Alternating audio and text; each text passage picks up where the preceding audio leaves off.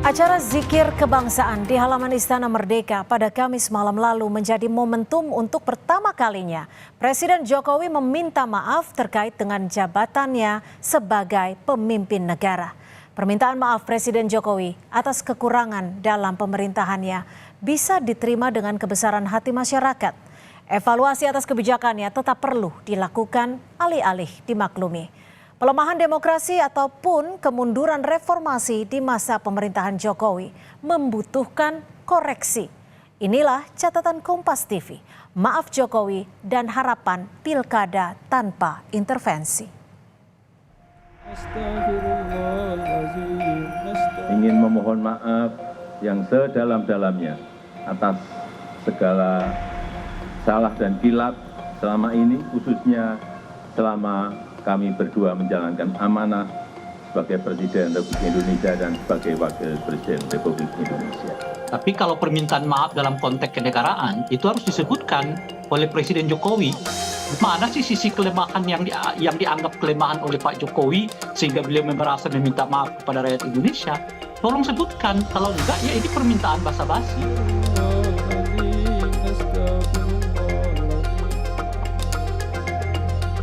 Presiden Jokowi tak kuasa meneteskan air mata saat sesi doa dan zikir yang dibacakan pengasuh salah satu pesantren Sulawesi Selatan, Muhyiddin Tahir. Di tengah acara, Jokowi meminta maaf atas kekurangannya dalam memimpin Indonesia selama 10 tahun ini. Dirinya menyadari, sebagai manusia biasa, ia tidak mampu menyenangkan semua pihak. Harapan semua pihak pun tak mungkin dipenuhi semua. Bahwa sebagai manusia, kami tidak mungkin dapat menyenangkan semua pihak. Kami juga tidak mungkin dapat memenuhi harapan semua pihak. Saya tidak sempurna, saya manusia biasa. Kesempurnaan itu hanya milik Allah Subhanahu wa Ta'ala. Sikap Jokowi ini mendapat apresiasi Partai Amanat Nasional. Menurut PAN, meski mengakui banyak kekurangan dan kealpaan sebagai pemimpin, permintaan maaf Jokowi secara terbuka di hadapan 3.000 lebih peserta yang hadir adalah bentuk sikap seorang negarawan. Beliau mengakui bahwa sebagai seorang kepala negara tetapi juga sebagai seorang manusia biasa tentu bisa berbuat kesalahan. Ini adalah sebuah bentuk kenegarawanan beliau yang mengakui adanya kekeliruan, kekurangan ataupun kesalahan. Berbeda dengan PAN, Partai Kebangkitan Bangsa menilai ada tempat untuk Presiden menyampaikan pertanggungjawaban selama menjabat.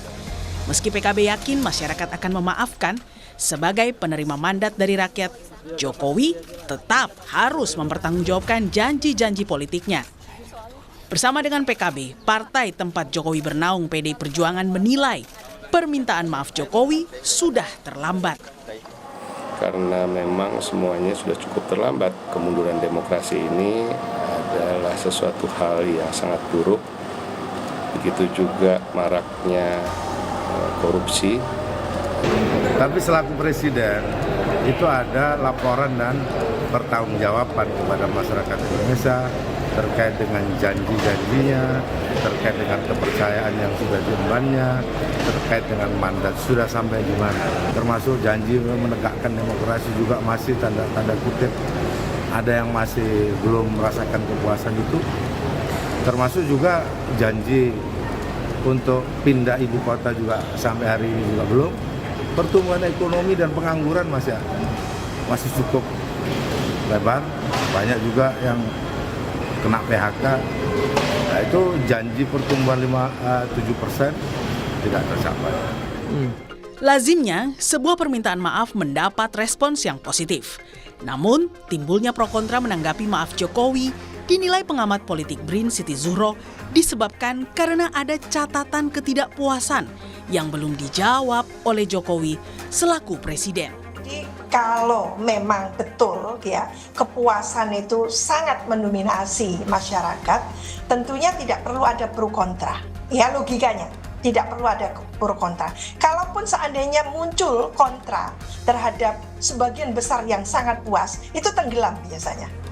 Keputusan Jokowi yang mengizinkan putra sulungnya Gibran maju dalam kontestasi Pilpres dengan mengubah aturan di Mahkamah Konstitusi menurut Zuhro, meninggalkan noktah merah bagi hukum di Indonesia. Lah itu yang mungkin masih dipertanyakan untuk Pak Jokowi. Karena apa? Yang beredar luas yang dirasakan itu contoh, mengapa kok harus gitu ya, putranya sendiri diusung gitu ya, sementara dari cuman wali kota mendadak langsung seperti itu dengan mengubah umur. Itu contoh. Lah mungkin kalau kita bisa nerima, sebagian besar kita belum. Ini gimana? Dianggap masih memberikan legacy, memberikan satu noktah pada hukum kita, etika kita gitu ya, dan sebagainya. Dan memasuki masa pendaftaran Pilkada serentak bulan Agustus ini, independensi istana kembali diuji.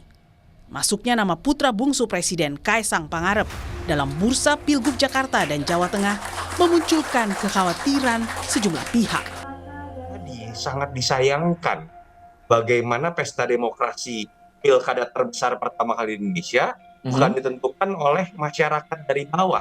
Pencalonannya bukan ditentukan oleh hasil survei yang representasi suara dari pemilih di bawah, tapi ditentukan oleh kepentingan yang tidak terkait dengan daerah tersebut oleh pihak-pihak tertentu yang memang sekarang dianggap memiliki kekuasaan lebih.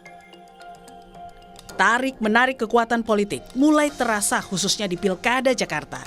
Tarik ulur koalisi pendukung Prabowo Gibran yang tergabung di dalam KIM disinyalir akan mengusung Ridwan Kamil sebagai calon gubernur.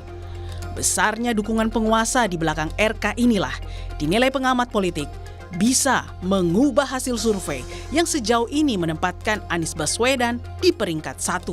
Lihat peluang Anies di tantangan Mas Anies lebih kepada tiket atau tidak, karena di atas kertas dia masih unggul selisih paling tidak di atas di 2 digit ya dengan Ridwan Kamil. Secara real demokrasi di Indonesia itu bukan sekedar membaca partisipasi persepsi publik.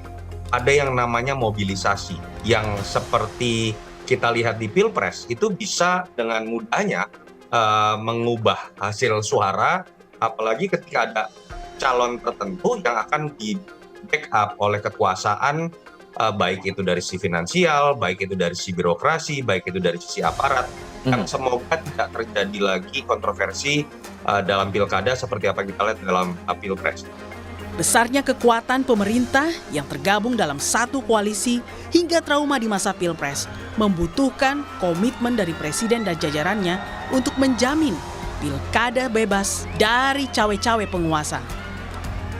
Karena tanpa itu, permintaan maaf Jokowi hanyalah basa-basi politik. Tapi kalau permintaan maaf dalam konteks kenegaraan itu harus disebutkan oleh Presiden Jokowi.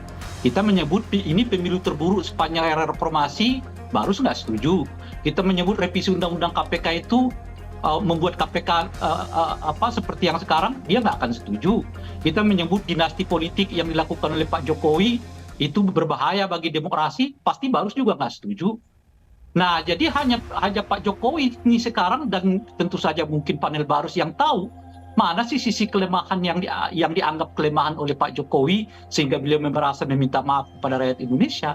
Tolong sebutkan, kalau enggak ya ini permintaan basa-basi. Tim Liputan Kompas TV.